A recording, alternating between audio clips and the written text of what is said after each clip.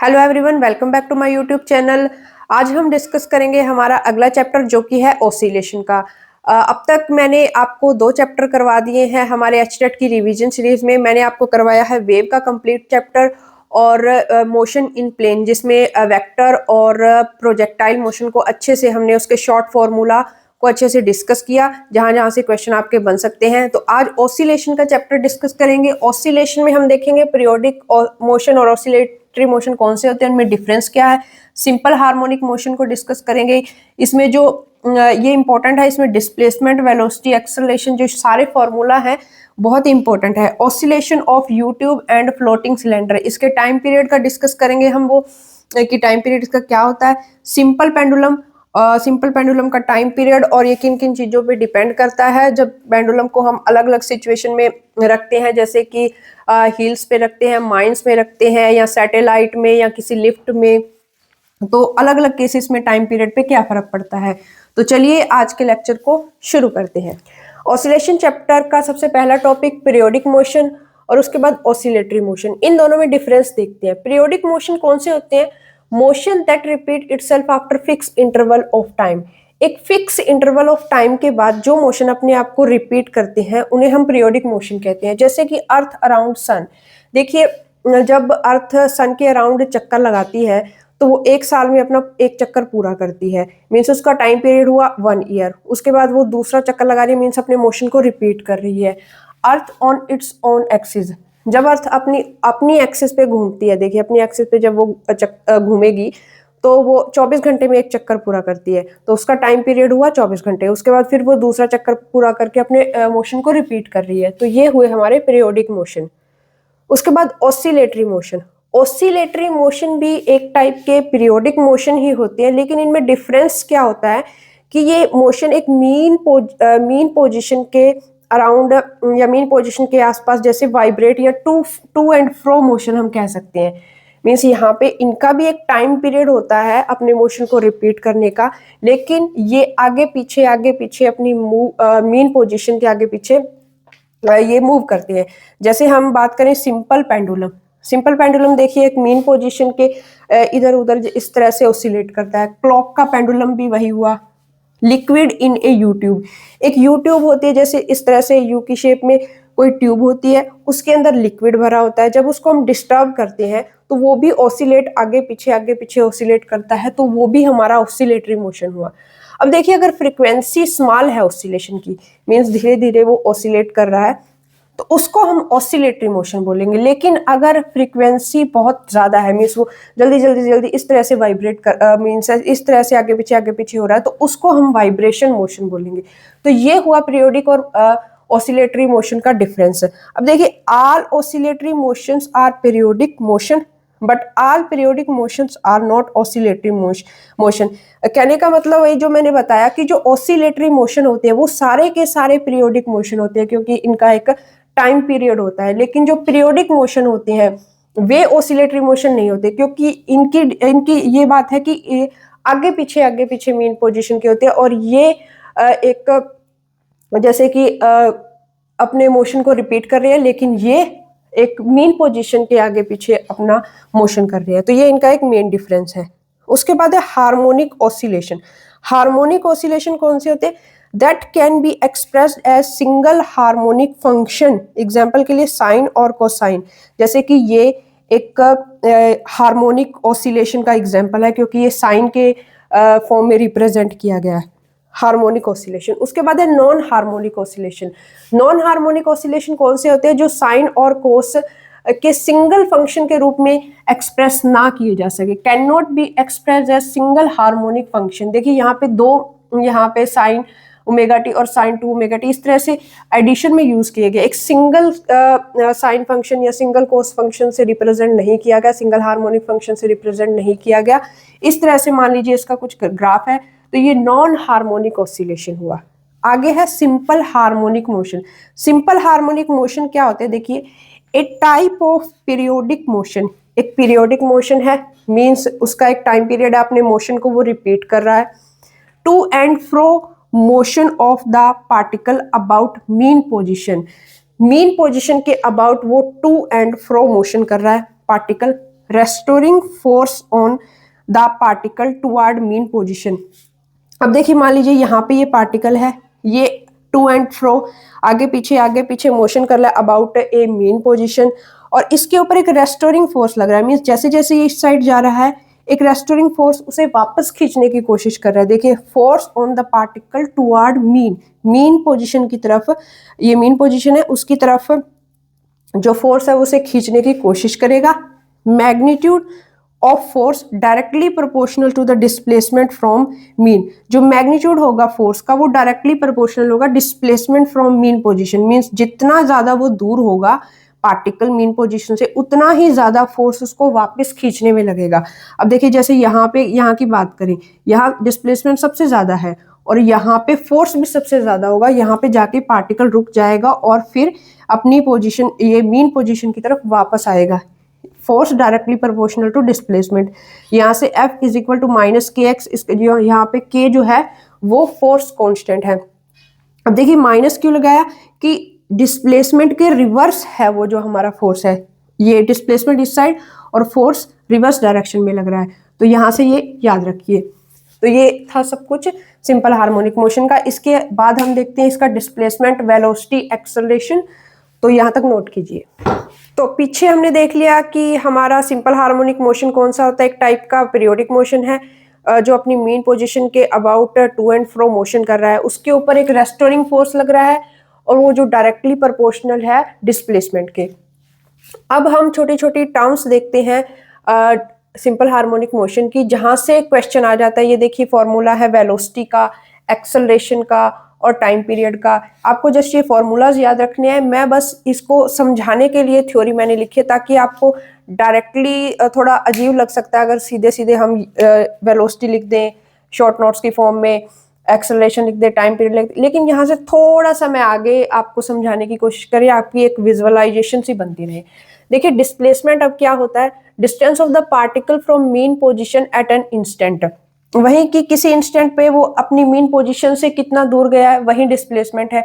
इसको दो तरीके से रिप्रेजेंट कर सकते हैं, y displacement is equal to a sin omega t, x is equal to a cos omega t। अब देखिए ये इक्वेशन कब वैलिड होगी और ये इक्वेशन कब वैलिड होगी, ये तब वैलिड होगी जब हम स्टार्टिंग टाइम हमारा वो लें जब पार्टिकल अपनी मीन पोजीशन से पास हो रहा है। देखिए यहाँ पे अगर मैं इसको देखूं कि हम स्टडी करना चाहते हैं, हार्मोनिक मोशन हो रहा है और t इज इक्वल टू यहाँ पे मीन पोजीशन पे t इज इक्वल टू 0 लेना चाहते हैं, तो हम इस इक्वेशन को यूज करेंगे। देखिए valid when time is noted from the instant when particle is passing from mean position. देखिए मीन पोजीशन से तो यहाँ पे मैं t इज इक्वल टू 0 अगर पुट करूंगी यहाँ से, तो y इज इक्वल टू 0 आ जाएगा क्योंकि यहाँ पे साइन 0 की वैल्यू होगी 0, तो डिस्प्लेसमेंट हमारा यहाँ पे 0 हुआ, स्टार्टिंग पॉइंट पे कोई भी डिस्प्लेसमेंट नहीं है। और ये इक्वेशन कब वैलिड होगी, जब मैं अपना स्टार्टिंग पॉइंट रखूंगी एक्सट्रीम पोजीशन पे। देखिए time is noted from the instant when particle is passing from extreme position. मान लीजिए यहाँ से मैं स्टडी करना स्टार्ट करती हूँ, t इज इक्वल टू 0, अगर इस इक्वेशन में आप पुट करके देखिए तो x is equal to a, तो हमारा डिस्प्लेसमेंट क्या आया a। स्टार्टिंग पॉइंट यहाँ से लिया तो उसका डिस्प्लेसमेंट a है, अगर स्टार्टिंग पॉइंट ये लिया तो उसका डिस्प्लेसमेंट 0 है। तो ये दोनों इक्वेशन को आप ध्यान रखिए। उसके बाद एम्पलीट्यूड का displacement on either side of mean position के आइदर साइड डिस्प्लेसमेंट कितना हो रहा है, और a को हम मैक्सिमम एम्पलीट्यूड मान रहे हैं यहाँ पे। ये इक्वेशन हम ये ले लेते हैं स्टार्टिंग में। देखिए ये इक्वेशन हमने उठा ली, y is equal to a sin omega t और इसका मैक्सिमम डिस्प्लेसमेंट है a। अब है वेलोसिटी कैसे निकलेगी, डिस्प्लेसमेंट का हम क्या कर देंगे, डेरिवेटिव कर देंगे, dy बाई dt। आपको ये इक्वेशन याद रखनी है, सिर्फ ये इस फॉर्मूला को, ताकि क्वेश्चन में आप सीधे सीधे इसको पुट करके निकाल सके। अगर हम मान लीजिए हमसे वेलोसिटी ही पूछता है, वेलोसिटी देखिए वहां पे मैक्सिमम और मिनिमम भी मैंने आगे लिखी हुई है आपको दिखाने के लिए कि ये कैसे आया। देखिए जब इसका डेरिवेटिव करेंगे तो a omega cos omega T आ जाएगा, फिर कोस ओमेगा टी की value under root 1 minus sine square omega T, sine square omega T की वैल्यू को यहाँ से पुट कर देंगे वाई स्क्वायर बाय a, और इसको सॉल्व करने के बाद ये फॉर्मूला आ जाएगा। आप इसको ध्यान में रखिए।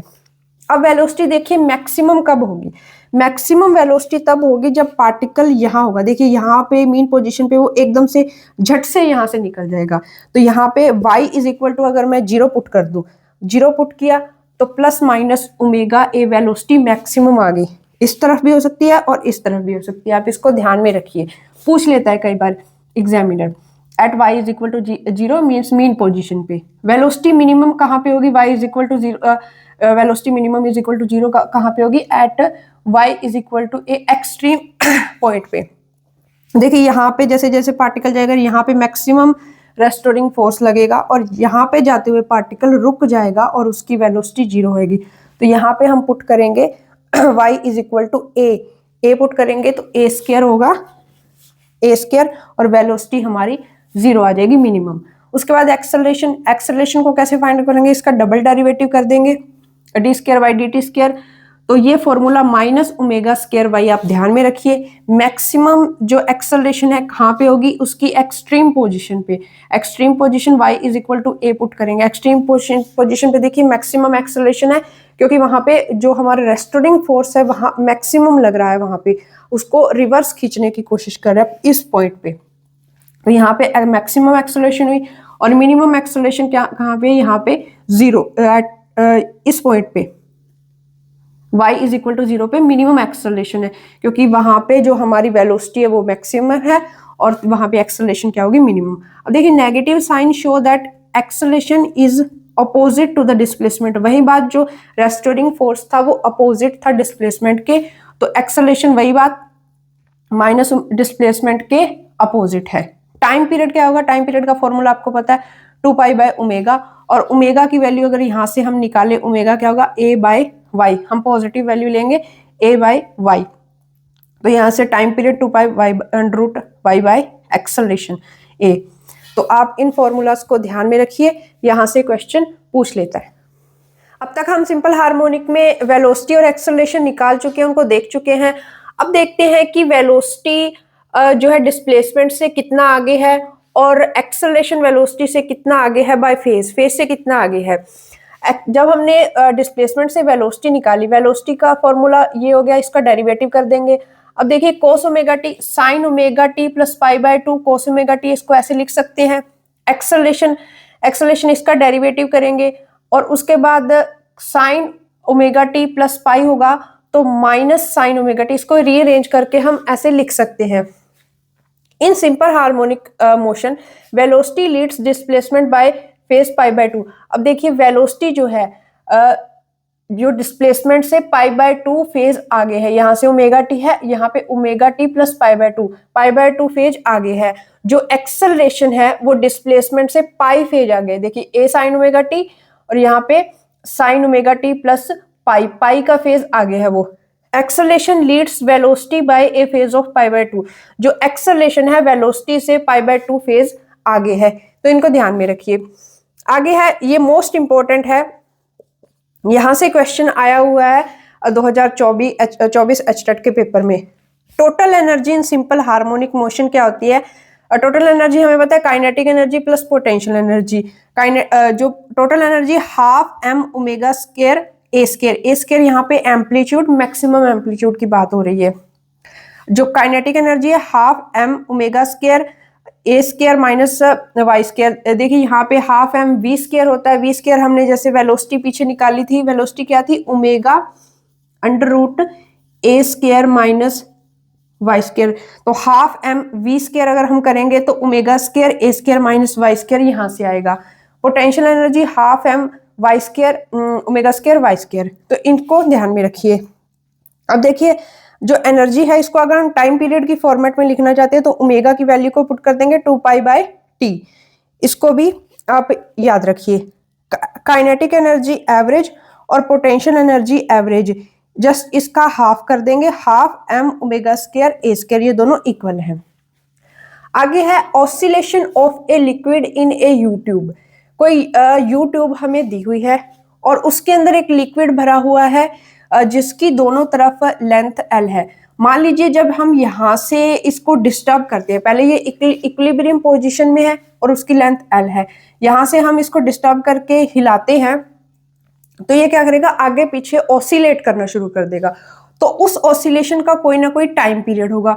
वो टाइम पीरियड का फॉर्मूला होगा 2π√L/g। एल यहाँ पे कौन सी लेंथ है? Length of the liquid at equilibrium on both side. Equilibrium position में मीन्स जब हमने वहां पे कोई भी डिस्टर्बेंस ऐड नहीं की है, तो उसकी जो लेंथ है वो एल है। इसको आप याद रखिए। Oscillation of a floating cylinder. Floating cylinder कोई सिलेंडर है जो तैर रहा है पानी में या किसी भी लिक्विड में, और उसकी हाइट h है, वो l लेंथ तक डूबा हुआ है। और जब हम इसको इक्विलिब्रियम पोजीशन से डिस्टर्ब करते हैं, मान लीजिए ऊपर से कोई हमने फोर्स लगा दिया और फोर्स को फिर हटा दिया, तो ये ऑसिलेट करना शुरू कर देगा। और उस ऑसिलेशन का टाइम पीरियड क्या होगा? 2π√L/g। एल यहाँ पे कौन सी लेंथ होगी? जितना वो डूबा हुआ है स्टार्टिंग में, मीन्स इक्विलिब्रियम पोजीशन में वो जितना डूबा हुआ है, वो हमारी लेंथ एल होगी। अब देखिए ये दोनों की दोनों फॉर्मूला में जो टाइम पीरियड है किसी और चीज पे डिपेंड नहीं कर रहा, सिर्फ स्टार्टिंग लेंथ पे डिपेंड कर रहा है कि जितना वो पानी में डूबा हुआ है या फिर जितना उसमें इक्विलिब्रियम पोजीशन में पानी भरा हुआ है। तो अब इन दोनों फॉर्मूला को नोट डाउन कीजिए।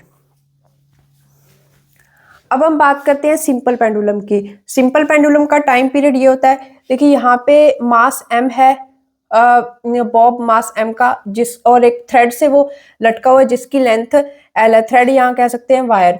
ये है डिस्प्लेसमेंट इसका थीटा, ये अपनी मीन पोजीशन के अबाउट ओसिलेट कर रहा है। तो इसका टाइम पीरियड होता है 2π√L/g। ये देखिए दो चीजों पे डिपेंड कर रहा है, L और G। अब जो G है वो अलग अलग सिचुएशंस में अलग अलग होगी, इनके केसेस को हम डिस्कस करते हैं। देखिए टाइम पीरियड जो है G पे इनवर्सली डिपेंड कर रहा है। अगर हील्स की और माइंस की बात करें, वहां पे acceleration due to gravity decrease होती है। अगर वहां पे वो डिक्रीज होती है, तो अगर ये रखा हुआ है हमारा पेंडुलम वहां पे, तो टाइम पीरियड उसका इंक्रीज हो जाएगा। मींस पेंडुलम स्लो डाउन, वहां पे पेंडुलम धीरे धीरे ऑसिलेट करेगा, तो वहां पे उसका टाइम पीरियड इंक्रीज हो गया। सेकंड पेंडुलम हमारा कौन सा होता है? जिसका टाइम पीरियड 2 सेकंड होता है, और लेंथ जो हमारी इसकी है एल वायर की, वो अप्रोक्सीमेटली 1 मीटर होती है, तो इसको सेकंड पेंडुलम बोलते हैं। अब है if a simple pendulum is in a carriage या फिर लिफ्ट में है वो, which is accelerating with acceleration A. अब देखिए कोई कैरियज है यहाँ या फिर लिफ्ट है जहां जिसके अंदर हमारा पेंडुलम रखा हुआ है, और वो ए एक्सेलरेशन से मूव कर रही है हमारी जो लिफ्ट है। मान लीजिए अगर वो अपवर्ड जाएगी और उसके अंदर रखा हुआ है पेंडुलम, एक्सेलरेशन ए से वो ऊपर जा रही है। जब हम लिफ्ट में ऊपर की तरफ जाते हैं तो हमें ऐसा महसूस होता है कि हम भारी हो गए हैं। हमारी एक्सेलरेशन में जो लिफ्ट की एक्सेलरेशन है जिससे वो मूव कर रहा है वो ऐड हो जाती है, तो यहाँ पे जी डैश आ जाएगा। इस फॉर्मूले में जब जी डैश पुट करेंगे ये इंक्रीज, तो टाइम पीरियड क्या हो जाएगा? डिक्रीज हो जाएगा। आगे देखिए डाउनवर्ड, जब लिफ्ट डाउनवर्ड जाएगी तो G माइनस ए, हमें महसूस होता है जब हम डाउनवर्ड जाते हैं तो ऐसा लगता है कि हम हल्के हो गए हैं, तो G डैश आ जाएगा यहाँ पे। G माइनस ए यहाँ पे पुट करेंगे, ये डिक्रीज हो गया, तो टाइम पीरियड फिर इंक्रीज हो जाएगा। आगे देखिए हॉरिजेंटली, अब वो जो कैरियज है हमारा जिसके अंदर पेंडुलम रखा हुआ है वो हॉरिजेंटली मूव कर रहा है विद एक्सेलरेशन ए के साथ आगे मूव कर रहा है। तो हमारी जो जी डैश यहाँ पे वैल्यू आएगी √a² + g² आएगी। ये कैसे आएगी? देखिए जब हम किसी कार एक्सेट्रा में होते हैं, जब वो आगे की तरफ एकदम से मूव करती है तो हमें एक एक्सेलरेशन पीछे की तरफ फील होती है, पीछे की तरफ हमें एक धक्का फील होता है। तो वही यहाँ पे पेंडुलम के साथ भी हो रहा है, उसके ऊपर एक स्यूडो एक्सेलरेशन ए लग रही है पीछे की तरफ। देखिए एक डाउनवर्ड एक्सेलरेशन उसके मास की वजह से ये, और एक एक्सेलरेशन स्यूडो एक्सेलरेशन लगी। पाइथागोरस फॉर्मूला से हम जब इसकी नेट एक्सेलरेशन निकालेंगे तो वो आएगी a² + g²। Net acceleration g dash होगी यहाँ पे। आगे देखिए ऑसिलेटिंग इन ए सैटेलाइट और फ्रीली फॉलिंग लिफ्ट। कोई लिफ्ट है फ्रीली फॉल कर रही है, मीन्स लिफ्ट की वायर को हमने कट कर दिया, तो वो उसी एक्सेलरेशन से नीचे गिरेगी जो एक्सेलरेशन हमारी एक्सेलरेशन ड्यू टू ग्रेविटी है। तो a minus G, g minus G हो जाएगा = 0। या फिर अगर सैटेलाइट की बात करें, सैटेलाइट पे ग्रेविटी 0 होती है, तो टाइम पीरियड 2π√L/0 आ जाएगा। इनफाइनाइट मीन्स वहां पे कोई भी ऑसिलेशन नहीं होगा हमारे पेंडुलम का। आगे है if wire of pendulum increases ΔL due to elasticity. जो हमारी वायर है मटेरियल किसी की बनी है और उसके अंदर अगर खिंचाव आ गया है और ΔL लेंथ से वो इंक्रीज हो गई है, तो टाइम पीरियड के पे क्या फर्क पड़ेगा? 2π × L + ΔL/g। तो इसके बाद हम इसके आगे केसेस डिस्कस करते हैं, आप यहाँ तक नोट डाउन कीजिए। अगला केस देखिए, ट्रॉली मूविंग डाउनवर्ड विद ए। कोई हमारी ट्रॉली है एक्सेलरेशन ए के साथ, वो नीचे आ रही है किसी इंक्लाइंड प्लेन में, जिसके अंदर हमारा जो पेंडुलम है रखा हुआ है। अब देखिए ये पेंडुलम है, ये mg फोर्स इसके ऊपर नीचे लग रहा है, ये एंगल थीटा, तो ये एंगल भी थीटा होगा। इसके फोर्स के दो कंपोनेंट करेंगे, mg कोस ऑफ थीटा और mg साइन ऑफ थीटा। अब देखिए जो ये मास है, जब ट्रॉली नीचे की तरफ आएगी तो हमारे मास के ऊपर पीछे की तरफ एक एक्सेलरेशन लगेगी, ma। जो फोर्स होगा पीछे की तरफ एक स्यूडो फोर्स लगेगा, तो ये फोर्स और ये फोर्स आपस में कैंसिल आउट हो जाएंगे, तो एक जो नेट फोर्स हमारे पास बचेगा mg कोस ऑफ थीटा। तो यहाँ पे नेट एक्सेलरेशन बचेगी a cos of g cos of theta, तो उसकी वैल्यू को हम यहाँ पे टाइम पीरियड में पुट कर देंगे। आगे है, if wire of pendulum increases due to temperature increases. Temperature का अगर इंक्रीज हो रहा है डेल्टा थीटा से, तो हमारी लेंथ वायर की इंक्रीज हो जाएगी l plus L alpha delta theta. Alpha यहाँ पे लीनियर एक्सपेंशन कोफिशिएंट है, डी थीटा या डेल्टा थीटा यहाँ पे टेम्परेचर का इंक्रीज है। तो टी डैश हमारा जो टाइम पीरियड आएगा 2 pi under root L dash upon G, T dash minus T करेंगे, T by 2 alpha D theta आएगा यहाँ से। तो percentage increase in time period 50 alpha D theta, तो इसको आप ध्यान में रखिए।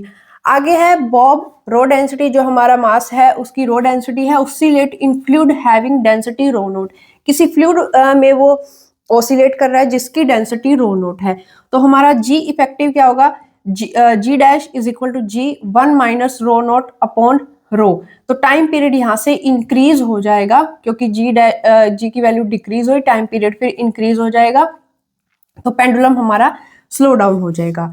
तो ये था आज का जो हमारा चैप्टर ऑसिलेशन। इसमें लगभग मैंने काफ़ी कुछ आपको करवा दिया, बहुत सारे फॉर्मूले थे, आप इनको जरूर ध्यान में रखिए क्योंकि यहाँ से क्वेश्चन पूछ लेते हैं।